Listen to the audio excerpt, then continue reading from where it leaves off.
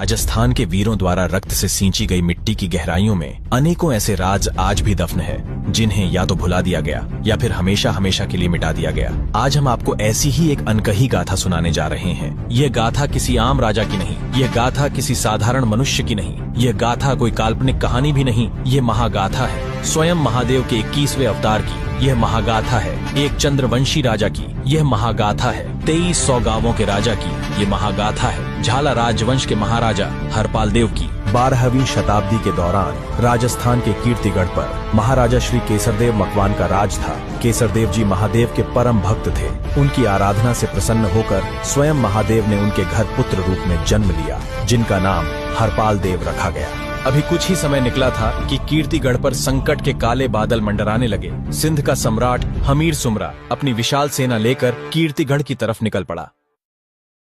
आखिर क्यों लेना पड़ा स्वयं महादेव को 21वां अवतार? सिंध का सम्राट हमीर सुमरा अपनी विशाल सेना लेकर कीर्तिगढ़ की तरफ निकल पड़ा। केसरदेव जी मकवान और सम्राट हमीर सुमरा के मध्य भीषण युद्ध छिड़ गया। केसरदेव जी मकवान ने मुट्ठी भर सैनिकों के साथ हमीर सुमरा को मुंह तोड़ जवाब दिया, किंतु भाग्य को कुछ और ही मंजूर था। सैन्य बल अत्यधिक होने के कारण सम्राट हमीर सुमरा कीर्तिगढ़ पर भारी पड़ने लगा और इस भीषण नरसंहार के परिणाम स्वरूप केसरदेव जी मकवान युद्ध हार गए और रणभूमि में क्षत्रिय स्वाभिमान के साथ लड़ते लड़ते केसरदेव जी की समुचित सेना वीर गति को प्राप्त हुई। इस समय हरपाल देव जी बाल्यावस्था में थे। युद्ध के परिणाम आने से पूर्व ही केसरदेव जी मकवान ये भांप चुके थे कि उनकी हार अब निश्चित है। इसीलिए बिना समय गवाएं केसरदेव जी मकवान दुश्मनों के सर धड़ से अलग करते हुए अपने पुत्र हरपाल देव जी को सुरक्षित जंगल में ले आए और जंगल में ही जीवन व्यतीत करने का निश्चय किया।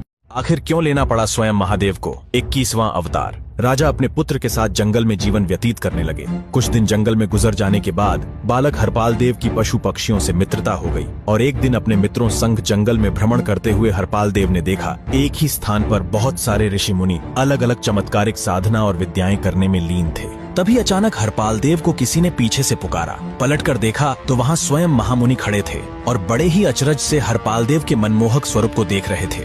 थोड़ी देर वार्तालाप के पश्चात गुरुवर हरपाल देव को अपने साथ ले गए और उन्हें सभी ऋषि मुनियों से अवगत करवाया। तत्पश्चात हरपाल देव नियमित रूप से उसी स्थान पर आ जाया करते। समय के साथ साथ ऋषि मुनियों ने हरपाल देव को विभिन्न कलाओं और चमत्कारिक विद्याओं में निपुण कर दिया था। इसी दौरान हरपाल देव अब युवा हो एक दिन रात्रि को जंगल में अपनी कुटिया में सोते हुए हरपाल देव जी को स्वप्न में उनकी कुलदेवी मरमरा माता ने स्वयं दर्शन दिए और कहा, यहाँ पर तुम्हारा कार्य संपन्न हुआ। अब तुम कल सुबह ही गुजरात के लिए प्रस्थान करो। मेरे आशीर्वाद से वहाँ तुम्हारा राज्य होगा। भोर होते ही हरपाल देव जी उठे और मन ही मन अपनी कुलदेवी को याद किया और मात्र 100 सिपाहियों की टुकड़ी एकत्रित कर गुजरात के अनहिलवाड़ पाटन की ओर निकल पड़े। इस समय गुजरात के अधिकांश भूभाग पर करणदेव वाघेला का राज्य था। सफर के दौरान हरपाल देव जी की भेंट करणदेव जी से हुई और दोनों में मित्रता हो गई। करणदेव जी द्वारा बहुत आग्रह किए जाने पर हरपाल देव जी कुछ दिन विश्राम करने हेतु करणदेव जी की राजधानी में ठहरे। इसी दौरान एक दिन हरपाल देव जी का ध्यान नगर में दी जा रही सूचना की ओर गया।